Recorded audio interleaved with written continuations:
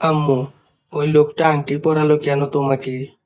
আজকে নিজের গার্লফ্রেন্ডকে আংটি পরাতে এসেছি। কিছুদিনের মাঝেই আমরা বিয়ে করতে যাচ্ছি। আংটি পরানো শেষ। আমার হবু বউয়ের পাশে একটা মেয়ে বসা ছিল। ভেবেছিলাম কোনো আত্মীয় হয়তো, কিন্তু এইমাত্র যে কথা বলল তা একটু ভাবিয়ে তুলল। তবুও আমি কিছু না বলে মেয়েটাকে ইশারায় ডাকলাম। সে পাশে এসে বসলো। আমি তাকে সুন্দর করে বললাম, তোমার নাম কি মামুনি? তাসফিয়া। কোন ক্লাসে পড়ো তুমি? ওয়ানে। তা তোমার আম্মু কোথায়? ওই যে তুমি যাকে আংটি পরালে, সেই তো আমার আম্মু। এটা কি বললো? রীতিমতো আমার মাথায় বাজ পড়লো। এটা কি বলে? তবুও কান দিলাম না। ভাবলাম, আমার হবু বউয়ের সাথে কথা বললেই হয়তো জানা যাবে। আর হয়তো ওর মা কোথাও শপিং করতে গিয়েছে, তাই হয়তো ওকেই আম্মু ডাকছে। তারপর খেয়াল করলাম আমার পরিবারের সবাই আমার দিকে আর চোখে তাকিয়ে আছে। তাই বললাম, আমাদের একটু আলাদাভাবে কথা বলতে দেওয়া হোক।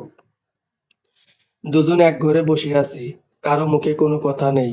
নীরবতা ভেঙে বলে ফেললাম, এই মেয়েকে তোমাকে কেন আম্মু ডাকছে? আসলে ওকে আমি কুড়িয়ে পেয়েছি। এই সময় মজাটা না করলে হয় না। সত্যি বলছি, ওকে আমি পার্কে পেয়েছি, কিন্তু সে আমাকেই আম্মু বলে ডাকে। এটা কেমন কথা বলো তো? আমি তো কিছুই বুঝতে পারছি না। সত্যি বলছি, বিশ্বাস করো একবার। তা না হয় আমি কেন মিথ্যা বলবো? আমার পরিবার তো বিশ্বাস করবে না, আর আত্মীয় স্বজনরাই বা কি বলবে বলো? তুমি একটু ম্যানেজ করো প্লিজ, দেখি কি করা যায়। এই বলে চলে আসলাম। বের হয়ে বাসায় আসলাম। সবাইকে কোনো রকম ম্যানেজ করেছি। সামনের মাসের শুরুতে বিয়ে আমাদের। কিন্তু আমার মনে সন্দেহ, কেন যেন কিছুই ছাড়ছে না। কিন্তু ঘটনা ঘটলো এর পরের দিন রাতে। আমি ঘুমাচ্ছিলাম, তখনই এক বন্ধু ফোন করে বলল, দোস্ত, তোর বউ দেখি বিয়ের আগেই বাচ্চা নিছে। তুই এসব কাম করছিস আগেই, শালা লুচ্চা তো তুই। কিছুই বলিনি, শুধু চুপ করেছিলাম। ভোর সকালে উঠে ফোন হাতে নিতেই দেখি একটা মেসেজ। সেখানে লেখা, কি অবস্থা? মেয়েটা তোমার বউয়েরই। আমি এই মেসেজ পড়ে 2-3 মিনিট একদম চুপ ছিলাম। ভাবলাম, না, এই সন্দেহের একটা সমাধান আমাকে করতেই হবে। তাই সকালে উঠে প্রীতিদের বাসায় গেলাম। তাকে কোনো কিছু না বলেই সেই মেয়েকে নিয়ে হাসপাতালে আসলাম। এসে তাদের দুইজনকে সারা শরীর পরীক্ষা নিরীক্ষা করালাম। এটা আসলে কার মেয়ে? আসলে আমাকে জানতেই হবে। প্রীতি বারবার বলেছিল কি জন্য নিয়ে এসেছি তাদের। আমি শুধু একটা কথাই বললাম, শরীর চেক আপ করা ভালো। ভাবলাম তুমি আমি আর তাসফিয়া চেক আপ করি। রিপোর্ট এখনো দেয়নি, আজ সন্ধ্যায় রিপোর্ট দেবে। যত রকমের পরীক্ষা সবকিছুই করিয়েছি তাদের। রাতে চিন্তা করছি রিপোর্টটা কি আসবে। হঠাৎ একটা কল আসলো। ফোন রিসিভ করতেই, ভাই, রিপোর্ট নিয়ে আসুন, যান। এত চিন্তা করলে হবে নাকি? এরপর কথার আর উত্তর দিতে পারিনি। ঢাকা শহরের জ্যামের মাঝে 2 ঘন্টা লেট করে যখন হাসপাতালে ডাক্তারের সামনে রিপোর্টগুলো দিলাম, আর মনে মনে ভাবছি, যেন এই মেয়ে আমার ভালোবাসার মানুষটি না হয়। ডাক্তার আমার দিকে তাকিয়ে বলল, আপনার বাসা কোথায়? মিরপুর 14-তে। তার রিপোর্ট ভালোই এসেছে। তা আপনি পরীক্ষা করলেন না কেন নিজের? এমনিতেই করিনি, রিপোর্ট নিয়ে বাসায় আসছি। আর ভাবছি, যাই হোক, এটা তো আর আমার হবু বউয়ের বাচ্চা না। হঠাৎ দেখি সামনে বন্ধু সাজিদ, পুরনো বন্ধু আমার। তাই জোর করে নিয়ে গেল তার চেম্বারে। এমবিবিএস ডাক্তার সে। হাসাহাসি করছি। এমন সময় সাজিদ বলে উঠল, কিরে, কিসের ফাইল এটা? আন্টির কি শরীর খারাপ? আরে না না, তোর ভাবির চেক আপে গিয়েছিলাম একটু। দে তো দেখি। আমি কাগজগুলো দিলাম। সে মনোযোগ দিয়ে পড়লো। কিছুক্ষণ পর বলল, আরে, তোর মেয়ে এটা, পরীক্ষা করতে হয় নাকি? এসব পরীক্ষার মানেই বা কি? তোর বউয়েরই এই বাচ্চা। কি? হ্যাঁ। বিয়ে করলি না, তার আগেই বাচ্চার বাপ হয়ে গেলি? বন্ধু। রাগে সেখান থেকে বেরিয়ে এলাম। সাজিদ পিছু ডাকছিল, আসিনি। তাহলে কি প্রীতির আগে কোথাও বিয়ে হয়েছিল? হ্যাঁ, তাই ঠিক। হয়তো বাচ্চা তার ওই স্বামীর কাছে ছিল, এখন এসে পড়েছে। আর ও শাক দিয়ে মাছ ডাকতে চাইছে। আমি চিন্তায় কোনো কিছুই নিতে পারছি না। এসব তাহলে সব সত্যি। এই রাতে ব্রিজের উপর দাঁড়িয়ে ফোন করলাম প্রীতিকে, বললাম, আমি এই বিয়েটা করতে পারবো না, আমাকে মাফ করে দিও। এই কথা বলে ফোন কেটে দিই। কোনো কিছু জানার আগ্রহ নেই আমার। আমি তো সকল সত্যিই জেনে গেছি। এর থেকে সত্য হয়তো আরো খারাপ হবে। আমার সাথে আমার প্রিয় মানুষ ওভাবে বেইমানি করবে, তা কখনোই ভাবতে পারি নাই। ফোনের সুইচ অফ করে রেখেছি। দরকার নেই এসবের। আমি তো কোনো অপরাধ করিনি, যার কারণে এত শাস্তি পেতে হবে। দীর্ঘক্ষণ ব্রিজের উপর দাঁড়িয়েছিলাম, শুধু চিন্তায়। কোনো কিছু করতেই মন চাচ্ছিল না। শুধু ভাবছিলাম, এত বড় প্রতারণা কেন করলো? রাত 1:30। সবেমাত্র ফোনটা অন করে দেখলাম, সেই বেইমানটার মেসেজ। এখন নিশ্চয় হয়তো ভাবছে, জেনে গেছি তার সব প্রতারণার কাজ। এমন সময় ওই অপরিচিত নাম্বার থেকে কল আসলো। আরে, কি অবস্থা ভাই? রিপোর্টে কি বললো? আপনি কে বলছেন? জানলে খুশি হতাম। প্লিজ, আপনার নামটা বললে অনেক খুশি হতাম। ধৈর্য ধরুন ভাই, এত উত্তেজিত হলে কি চলে? বলুন। শুনুন, আমি তাসফিয়ার বাবা। কি? এটা কি সত্যি? হ্যাঁ, আর ওই মেয়েটা আমারই। আর আপনি যাকে বিয়ে করতে যাচ্ছিলেন, সে আমার স্ত্রী। বিশ্বাস করি না আমি। রিপোর্টে তো মনে হয় স্পষ্ট লেখা যে আপনার প্রিয় মানুষ, মানে আমার বউয়েরই ওই বাচ্চা। আমি আপনার সাথে দেখা করব। হবে না ভাই। কেন? এমনি। এরপর আর কোনো কথা শুনিনি। আমি অনেক চিন্তিত হয়ে বাসায় ফিরি। বাসার সবাই আমার দিকেই তাকিয়ে আছে, কিন্তু কোনো কিছু বলার মন মানসিকতা নেই। সকালে উঠে ফোন অন করতেই দেখি মেসেজ, এখনই পার্কে এসো, কথা আছে। বুঝলাম, সেই বেইমানটাই। ফ্রেশ হয়ে খাবার টেবিলে এলাম, দেখলাম সবাই বসে আছে, অথচ কেউ কোনো কথা বলছে না। আমিও কথা বলিনি, চুপ করে খাওয়া শেষ করে পার্কে গেলাম। দুজনই চুপচাপ বসে আছি, কোনো কথা নেই আমাদের মাঝে। হঠাৎ সে বলে উঠল, আমাকে বিয়ে না করার কারণটা কি জানতে পারি? কি করেছি আমি, বলবে? এত বছর প্রেম করে বিয়ে করতে যাচ্ছি, আর কেন এমন করছো শুনি?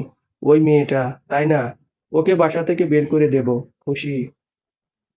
এই নাও কালকের আগের দিনের চেক আপের রিপোর্ট। রিপোর্টের জন্য আসিনি আমি। আমি এসেছি, কেন বিয়ে করবে না আমাকে? ভালো লাগে না, তাই না? না লাগলে বলে দাও, আমি একাই থাকতে পারবো। আর ওই মেয়েটা অনাথ, তাই ওকে নিয়েই থাকতে পারবো। স্পষ্ট দেখলাম সে কান্না করতে করতে রিপোর্ট খুলছে। আমার এতে কোনো আগ্রহ নেই। তোমার রিপোর্টে লেখা তুমিই তাসফিয়ার আসল মা। এমন আজেবাজে কথা বলতে মুখে আটকায় না তোমার? তোমাকে চেক আপ করিয়েছি তাই মনে সন্দেহ হচ্ছিল, তবুও বিশ্বাস করিনি। কিন্তু এখন রিপোর্টে তো স্পষ্ট তাই লেখা। তোমার আগেই বিয়ে হয়েছিল। আমাকে আগে বললে এমন ভুল আমি কখনোই করতাম না। তখনই ওই অপরিচিত নাম্বারে ফোন। আমি একটু সাইটে যে কল রিসিভ করলাম। আরে ভাই, আপনি পার্কে কেন? তাও আবার আমার বউয়ের পাশে। একটা কথা কালকে বলা হয়নি। আচ্ছা, আপনার আর ওর কি জন্য সম্পর্ক শেষ হয়েছিল? ভাই, মেয়েদের মন তো বোঝেন না কেন? আমি তো একটা ছোট চাকরি করি, তাই সে থাকতে চাইতো না। এমনকি তার পরিবারও না। একসময় মেয়ে রেখেই চলে যায়। তাসফিয়াও পাগলামি শুরু করে, তাই তার মায়ের কাছে পাঠিয়ে দিয়েছি। এখন কি তার বাবার অধিকার আপনি কেড়ে নেবেন? ওর সৎ বাবা হয়ে থাকবেন? মিথ্যা কেন বলেন? আমি এসব বিশ্বাস করি না। বিশ্বাস না করলেও এটাই সত্যি। তা আমার বউ আমাকে এখানে আসতে বলেছে। আপনি চলে গেলে খুশি হতাম, কারণ অধিকারটা আমার। এই কথা বলে ফোন কেটে গেল। আমি চুপ হয়ে গেলাম। আমি কিছু না বলেই সেখান থেকে প্রস্থান করলাম। পিছনে প্রিয় মানুষটির অনেক কথা শুনেছি, কিন্তু এই কথার উত্তর দেওয়ার অধিকার তো আমার নেই। আমি অসহায়। আমি হতাশ হয়ে বাসায় ফিরলাম। বাসার সবাইকে সবকিছুই বলে দিলাম। রাতে জানালাম বিয়েটা আর হচ্ছে না। মনে শান্তি পেলাম যে একটা বাচ্চা তার বাবাকে হয়তো ফিরে পাবে। এরপর আমার জন্য আবার পাত্রী দেখা শুরু হয়। আমি শুধু সেই মানুষের কথাই ভাবছিলাম যে আমার সাথে প্রতারণা করেছে। আমি অনেক কষ্টে ছিলাম, কিন্তু মনে মনে ভাবতাম বিয়ে করলে আরেকজনের সংসার ভেঙে যেত। হয়তো কিছুদিনের মাঝে হঠাৎ একদিন বাসায় ঝিমুচ্ছি, এমন সময় দরজায় কলিং বেল। দরজা খুলতে তাসফিয়ার, সে মানুষটি যার সাথে আমার বিয়ে হওয়ার কথা ছিল, সেই প্রতারক। আমি চুপ করে ঘরে এসে পড়লাম। কিছুক্ষণ পর দেখলাম তাসফিয়া একটা কার্ড নিয়ে রুমে আসলো, পিছনে সেও। আমি শুধু একটু তাকালাম, খেয়াল করলাম তার চোখের নিচে কালি জমে আছে, হয়তো কান্না করতে করতে। তাসফিয়া বিয়ের কার্ড হাতে দিল আর বলল, আম্মুর বিয়ে, তুমি আসবে কিন্তু। তুমি অনেক ভালো। ঠিক আছে। পিছনে তাকাতেই দেখি সে নেই। বুঝলাম কষ্টে হয়তো চলে গেছে। তাসফিয়ার সাথে কথা বলছি, মিষ্টি একটা মেয়ে। হয়তো ওর বাবাও এমন সুন্দর। যখন চলে যাবে তখন ডাক দিয়ে কাছে এনে বললাম, এই নাও চকলেট, তোমার জন্য। সত্যি তুমি অনেক ভালো, তুমি অনেক সুন্দর। তোমার বাবা তোমাকে অনেক আদর করতো, তাই না? হ্যাঁ, বাবা তো মরে গেছে অনেক আগেই। এই কথা শোনা মাত্রই আমার কেমন জানি লাগলো। তাহলে ওই লোককে, যে আমাকে কল করে কথা বলল, আমার মনে সংশয় শুরু হলো। তাসফিয়া চলে যেতেই ওই অপরিচিত নাম্বার হতে কল আসলো। আমি কল রিসিভ করব কি করব না এসব ভাবছি, তবুও রিসিভ করলাম। আপনি কে সেটা জেনে গেছি। আমি। বলুন তো আমি কে? আপনি তাসফিয়ার বাবা নন, আপনি অন্য কেউ। অন্য কেউটা কে? বলেন তো দেখি। আপনি আপনার পরিচয় আর আপনার আমার সাথে কিসের শত্রুতা জানালে খুশি হতাম। জানবেন, সময় হলেই জানবেন। এরপর লাইন কেটে যায়। এখনো কে যে এই মানুষটা সঠিকভাবে জানতেই পারছি না। আমার কোনো কিছুই ভালো লাগছে না। আমি কিছুই বুঝতে পারছিলাম না কি করব। এদিকে কত কিছুই ঘটে গেল। আমি না জেনে বুঝে যাচাই না করে কত কষ্টই না দিয়েছি আমার প্রিয় মানুষটাকে। এই একটা ভুলের জন্য তাকে আমার হারাতে হবে। আমি জানি এই ভুলের জন্য আমাকে ক্ষমা করবে না। আমি সারা রাত শুধু এই কথাগুলো ভাবলাম। কিছুদিন পরেই বিয়ে। আমি কিছুই করিনি, কারণ ভুল আমার। ক্ষমা চাওয়ার মতো কোনো মুখ নেই আমার। না জেনে না শুনে কত অপবাদ দিয়েছি। এভাবেই চলে এলো বিয়ের আগের দিন। দুপুরে খাচ্ছি, ভাবছিলাম সেই মানুষটার কথা, যে মানুষটার সাথে দীর্ঘ 6 বছরের সম্পর্ক। কিন্তু এই একটা ভুলের কারণে আমি সব হারাবো। পরক্ষণে মাথায় এলো হাসপাতালের রিপোর্টটা কি তবে ভুয়া, এটা যাচাই করতে হবে। কিন্তু পরে মনে হলো কি লাভ যাচাই করে, কাল তো তার বিয়ে হয়ে যাবে। আমি কিছুই করতে পারবো না। বিকেলে বসে আছি ছাদে, শুধু ভাবছি আজকে এই সময় এখানে বসে আছি, কালকে সে হয়তো অন্য কারো বউ হয়ে চলে যাবে। কান্নাটা এমনিতেই চলে এলো। হঠাৎ মোবাইল বেজে উঠলো। হ্যালো, কে? আজ তো আমার গায়ে হলুদ, আসবে না? দেখে যেও এই খারাপ মানুষটাকে, পারলে একটু সান্ত্বনা দিও, আর আমার জন্য দোয়া করে যেও। তোমার পরিবারের সবাইকে আসতে বলো, কেমন? তুমি ঠিক আছো? আরে আমার বিয়ে, ঠিক থাকবো না? বিয়ে তো একবারই আসে, তাই না? হ্যাঁ, আসবো। কখন যে চোখ দিয়ে পানি ঝরেছে খেয়ালই করিনি। আমি সন্ধ্যা পর্যন্ত ছাদে বসে থাকলাম। সন্ধ্যায় বাসায় বসেছিলাম। যখনই দেখি রুমে তাসপিয়া, আমি কোলে নিলাম। তাকে নিয়ে এলো কে? তাকে বলতেই বলল ওর আম্মু পাঠিয়েছে ড্রাইভার দিয়ে আমাকে নিতে। আরো অনেকেই এসেছে। আমি চললাম শেষবারের মতো আমার প্রিয় মানুষকে ছুঁয়ে দিতে। গাড়ি দিয়ে যাচ্ছি, ঠিকই মনে হচ্ছে এটাই হয়তো শেষ দেখা হবে আমার। গায়ে হলুদের গেট বিশাল বড় করে বাঁধা। আমি এগিয়ে যাচ্ছি ভিতরে। ভিতরে যেয়ে দেখলাম যে হাসি খুশি আছে। যাই হোক, ভালো থাকুক, এটা আমিও চাই। যখন হলুদ লাগাবে তখন বাড়িতে একটা পুরুষ মানুষও নেই, শুধু আমি ছিলাম। গায়ে হলুদে নাকি ছেলেদের আগে হলুদ লাগাতে হয় কন্যার মুখে। সবাই আমাকে বারবার ডাকছে। যেতে চাচ্ছিলাম না, তবুও গেলাম। তাসপিয়া প্রথম প্রথম মিশতো না, আর এখন আমার সাথে সব সময়। হলুদ হাতে নিয়ে কপালে শেষবারের মতো ছুঁয়ে দিলাম। তারপর তাসপিয়া দিল। সে একদম স্বাভাবিক। এটাই হলো মেয়েদের মন, সব পরিস্থিতি মোকাবেলা করতে পারে তারা। সবাই গায়ে হলুদের গানে মজায় উল্লাসে ব্যস্ত। আমি আড়ালে যেয়ে কেবল দাঁড়িয়েছি।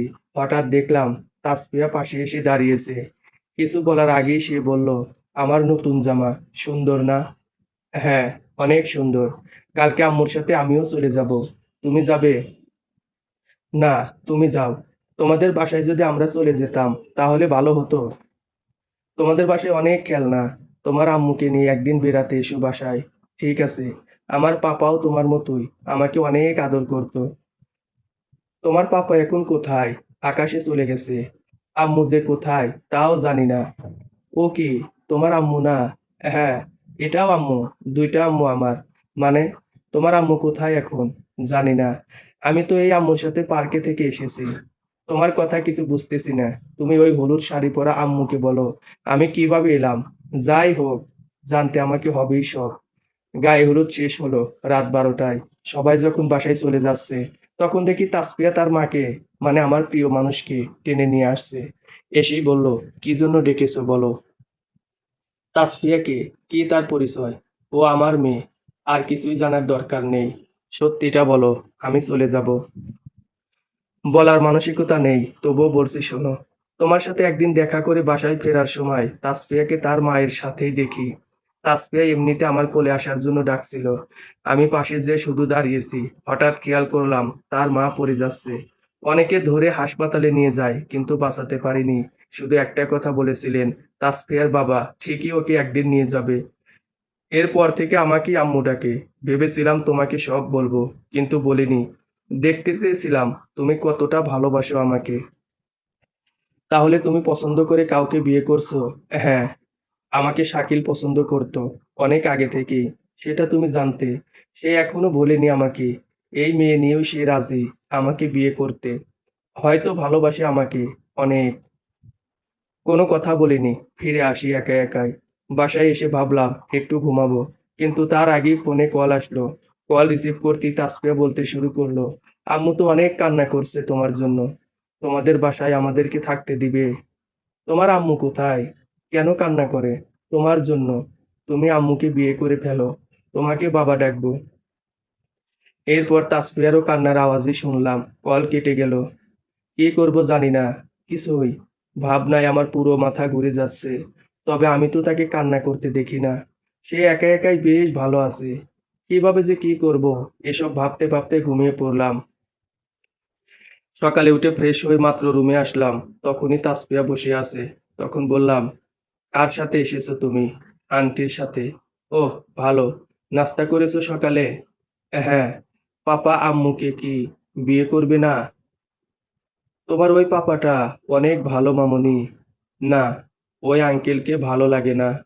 তোমাকে আমার অনেক ভালো লাগে। চলো, তোমাদের বাসায় যাই। বিয়ের সাজে দুপুরে বসে আছে সে। অপরূপ সুন্দর লাগছে তাকে। হয়তো সে হবে অন্য কারো জামাইপক্ষ এসেছে। আমি দেখিনি। খাবার টেবিলে অনেক দূরে বসে আছি। হঠাৎই দেখলাম কিছু পুলিশ আসলো। এসেই শাকিলকে খুঁজতে লাগলো। খুঁজে পেয়েও গেল। তাকে কি কারণে জবাবদিহি করতে চাইছে বুঝতেই পারছি না। হঠাৎ তাকে ধরে নিয়ে গেল। সারা বাড়ি হাউমাউ লেগে গেল। মনে মনে একটা সান্ত্বনা পেলাম। এই সুযোগ নিজের প্রিয় মানুষকে আমার করে নেওয়ার। উঠে যখনই সামনের দিকে যাচ্ছি তখনই পিছন থেকে ডাক পড়লো, পাপা, পাপা। দুই পাপা ডাকলো। কে? পিছনে তাকাতেই দেখি তাসফিয়ার সাথে। তাসফিয়ার মতো হুবহু একজনই। আমি একদম স্তব্ধ হয়ে গেলাম। এখানে দুটো মেয়ে, তাও আবার একই রকম। কি করে সম্ভব? দুজনকে কাছে ডাকলাম। কোনো অমিল নেই দুজনের মাঝে। হঠাৎ তাসফিয়া বলে উঠল, আমরা দুই বোন। একই রকম দেখতে, খুব সুন্দর তাই না? এখানেও আসলো কি করে? দুজনই দেখলাম। পিছনের দিকে ইশারা করলো। দেখলাম একজন মধ্যবয়স্ক লোক। বুঝলাম ইনি হয়তো তার বাবা। একটু আধটু কথা বলতে হবে, তাই উনার পাশে গেলাম। কিছু বলার আগেই দেখলাম শাকিল আবার ফিরে এসেছে। তার মানে তাকে পুলিশ ধরেনি। কেন ছেড়ে দিল তাকে? তাহলে এই বিয়ে হয়েই যাবে। থামানো আর সম্ভব না। মনস্থির করলাম, হোক না এ বিয়ে, তাতে আমার কি। ভালো থাকুক প্রিয় মানুষটা, এটাই চাই। সাথে তাসফিয়ার বাবাও বসেন আমার সাথে। কথা বলছিলাম উনার সাথে। তিনি শুরুতেই আমার হাত দুটো ধরলেন। বললেন, ভাই, মেয়ে দুইটাইকে দেখে রাখেন প্লিজ। জীবনে অনেক খারাপ কাজ করেছি, কিন্তু কখনো সন্তানদের কথা একবারও ভাবি নাই। ভাবি নাই যে পরীর মতো সুন্দর আমার দুইটা যমজ মেয়ে আছে। আপনি এভাবে বলছেন কেন? কোথায় যাবেন আপনি? আমি ক্রসফায়ারের আসামি। মাদকের সাথে সংযুক্ত আমি। সব রকম মাদক ব্যবসায় জড়িত। সুখের সংসার ছিল আমার। কিন্তু টাকার নেশায় সবকিছু ফেলে মাদকে যুক্ত হই। যখন নিজের ভালোবাসার মানুষের উপর হাত তুলতাম, সামান্য খারাপও লাগতো না। আমি বাসায় থাকতাম না বেশি। একদিন জানতে পারি ওর ক্যান্সার।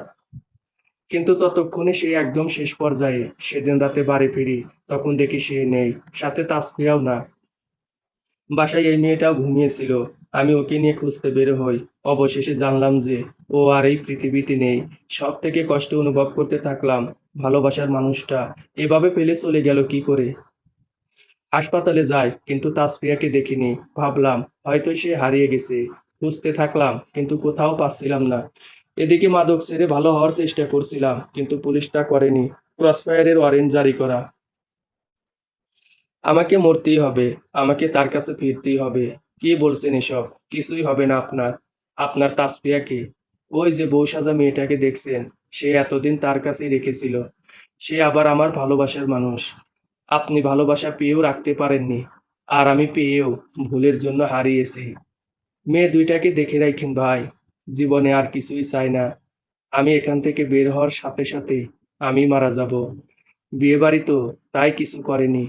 এখানে চারদিকে পুলিশের অনেক লোক সিভিলে আছে। ভাই, আমি পুলিশের সাথে কথা বলি। কিছুই হবে না আপনার। লাভ নেই। তাছাড়া আমিও পাপের শাস্তি চাই। মেয়ে দুইটা অনেক আদরের। দেখে রাখেন ভাই। আর ওই যে কনে বসে আছে, উনি সত্যি ভালোবাসলে ফিরে আসবেই। তারপর তিনি বসা থেকে উঠে দাঁড়ালেন, দুইটা মেয়ের কাছে কি যেন বললেন, তাদের কপালে মুখে চুমু দিয়ে আমার কাছে এসে বললেন, মেয়ে দুইটা আপনার, ভালো রাখেন ভাই। তারপর চলে গেলেন। মেয়ে দুইটা তাকিয়ে রইল। আমি বুঝতেই পারছি না এখন কি করব। মানুষের জীবন কত বিচিত্র তা বোঝাই যায় না। তাসফিয়া, তারা দুজনই যমজ, দুজনই আমার কাছে এলো। আমি অন্যজনকে বললাম, তোমার নাম কি? আমার নাম রাইসা। তাসফিয়া আর রাইসাকে নিয়ে বসে আছি।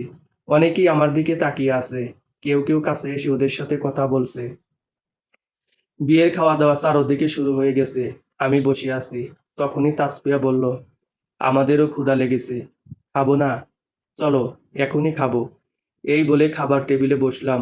দূরের শেষ টেবিলে দেখলাম বউ জামাই তারা বসেছে। তাসফিয়াও দেখেছে হয়তো। তাসফিয়াই বলল, ওইখানে যাই পাপা, আম্মুকে একটা সারপ্রাইজ দেই। আমি না করিনি, যেতে দিলাম। যে তারা কিছু একটা গন্ডগোল লেগে গেছে হয়তো। তাড়াতাড়ি উঠে গেলাম সেখানে। যেয়ে তো দেখলাম অবস্থা নাজেহাল। বউকে আম্মু ডাকায় জামাই পক্ষের লোকেরা নানা রকম কথা বলছে। অনেক বুঝিয়ে দুইজনকে নিয়ে আসলাম। খাওয়া দাওয়া শেষ। আমি খাই নাই। এই দুজনকে খাওয়াতে খাওয়াতেই আমার খাওয়া শেষ। শুনেছি নিজের গার্লফ্রেন্ডের বিয়েতে কবজি ডুবিয়ে খেতে হয়, কিন্তু তা আর হলো না। তাসফিয়া রাইসা তারা নিজেরা কথা বলতে বলতেই খাওয়া শেষ। ফটোগ্রাফার আমাদের ছবি তুলছে। নিজেকে আসলেই বাবা বাবা মনে হচ্ছে। সকল খাবার আয়োজন। এরপর এখন হবে বিয়ের কবুল বলানো। সবাই কনের কাছে উপস্থিত। আমি তাসফিয়া রাইসাকে নিয়ে ধীর পায়ে চলে গেলাম কনের স্টেজে। শেষবারের মতো অপরূপ রূপ দেখে চলে যাব আজীবনের জন্য। কাজী সাহেবের ঘরে প্রবেশ। সবাই একদম চুপ। এর মধ্যেই ধূপ করে তাসফিয়ার কান্না। আম্মুর কাছে যাব। কোনো রকম কান্না থামিয়ে পিছনে দাঁড়ালাম। মেয়েরা সব পারে, এখানে এসেই বুঝলাম। চোখে পানি পর্যন্ত নেই তার। আমি দেখছি দূর থেকে, কিন্তু সে এক ধ্যানে নিচে তাকিয়ে আছে। হঠাৎ দেখি তাসফিয়া রাইসা একটাও পাশে নেই। তারা একদম চিপা চাপা দিয়ে কনে পর্যন্ত চলে গেছে। দুইজন দুই পাশে কনে মধ্যে, সবাই ছবি তুলতে ব্যস্ত। ঠিক তখনই আমি ভিড় সামলে ভিতরে গেলাম। তা না হলে আগের মতো ঝামেলা হবে। তাসফিয়াকে বললাম বাসায় চলো। তার কথা, সে যাবে না। তারপর নিজেই আগে সেখান থেকে চলে আসলাম। মেয়েগুলো ঝামেলা করবে নিশ্চয়ই, কিন্তু যেতে আর পারলাম না। এর আগে এক মেয়ে বলল, কনে আমাকে ডাকছে। ভাবলাম কি বলবে, তাই গেলাম। যেতেই সে বলল, আপনি বাসায় চলে যান, ওরা থাকুক। আমাদের ড্রাইভার বাসায় দিয়ে আসবে। বিয়ের আগেই তুমি আপনিতে চলে আসলাম। মেয়েরা একটা জিনিস বলতেই হবে। চলে আসছিলাম আর শুনছিলাম কাজের কথা। বের হয়ে এসে সোজা বাড়িতে এলাম। এতক্ষণে হয়তো সব শেষ। বিয়েটা হয়েই গেল। মা তাকিয়ে আছে আমার দিকে, হয়তো ভাবছে ছেলেটার কি হলো। আমি এখন একদম একা। দীর্ঘ সময়ের সম্পর্ক শেষ করে দিয়েছি। কান্নায় কাটালাম সারা বিকেল। ঘুমের ওষুধ খেয়ে মাত্র বিছানায় যাব, এমন সময় দেখি রাইসা। তাকে সে কাছে এসে আমার আঙ্গুল টেনে নিয়ে গেল দরজা পর্যন্ত। যে দেখি বউ সাজা সেই মেয়েটি দাঁড়িয়ে, যাকে আমি ভালোবাসতাম। এবার তাসফিয়া আর রাইসা জুড়ে বলে উঠল, আম্মুকে নিয়ে এসেছি। পাপা। কিছু বলার আগেই আমি আমার জ্ঞান হারাই। 10টা ঘুমের ওষুধ খেয়েছিলাম। 6 দিন পর যখন চোখ খুলি, তখন দেখি তাসফিয়া বুকের উপরে আর রাইসা জড়িয়ে ধরে আছে। সামনে একটা চেয়ারে হেলান দিয়ে বসে আছে প্রীতি। ভেবেছিলাম স্বপ্নে, পরে দেখি এটা সত্যি। ডাক দেওয়ার সাথে সাথেই তাসফিয়া রাইসা খুশিতে একদম পাগল হবার মতো। আর প্রীতি, সেও। কিন্তু কিভাবে কি হলো বুঝতেই পারলাম না। বাসায় ফিরলাম সুস্থ হয়ে। বিয়েও করে ফেললাম। সবই যেন স্বপ্নের মতো মনে হলো। এর 2 দিন পর সকালে ঘুম থেকে উঠে দেখি শাকিল এসেছে। একে আমি এমনিতেই সহ্য করতে পারি না। তার উপর তার সাথেই বিয়ে হওয়ার কথা ছিল। এমন সময় দেখলাম পুলিশও আসলো। এখন আমার কলিজায় একটুও পানি নেই। পুলিশ এসেই বলতে শুরু করলো, এই শাকিল একজন মানসিক রোগী। তিনি আপনাদের সম্পর্ক ভাঙার অনেক চেষ্টা করছে।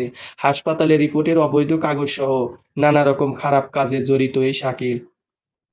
ওকে এখন নিয়ে যাওয়া হবে। তাহলে এসব কাজ এই শাকিলের? হ্যাঁ, শাকিলকে ধরে নিয়ে যাওয়া হলো। প্রীতিকে তখন বললাম, তা বিয়েটা ভাঙলে কেন গো? করেই ফেলতে। এমন পাগলকে, যে তোমাকে এত ভালোবাসে। তুমিই তো সব প্ল্যান করেছো। মেয়ে দুইটা কানের কাছে যে বলতেছে আমার কাছে আর যাবে না। আর আর কি, প্রেম করছিলা ভাবিনি কিছুই। এখন তুমি একটা ভুল করেছো। জানি তুমি কিছুই বলবে না, তাই নিজেই চলে এলাম। এতদিন ভালোবেসেছি, এখনো বাসবো। কে ভালোবাসি বেশি, শাকিল নাকি আমি?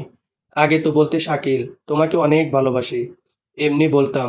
কখনই নিজের প্রিয় মানুষকে অন্যের সাথে তুলনা করতে নেই। আমি কতটা ভালোবাসি সেটা আমিই জানি। ঠিক আছে, ভালোবাসি। তখনই তাসফিয়া রাইসা পিছনে এসে বলে উঠল, চলো আজকে ঘুরতে যাই আমরা। অবশেষে সব সংশয় শেষ হলো। সমাপ্ত। মাদককে না বলুন। মাদক আপনার পরিবার, জীবন ধ্বংসের মূল কারণ। নিজের প্রিয় মানুষকে অন্যের সাথে তুলনা করবেন না। যদি সত্যিই ভালোবাসেন তাহলে তাকেই গ্রহণ করুন। ধন্যবাদ।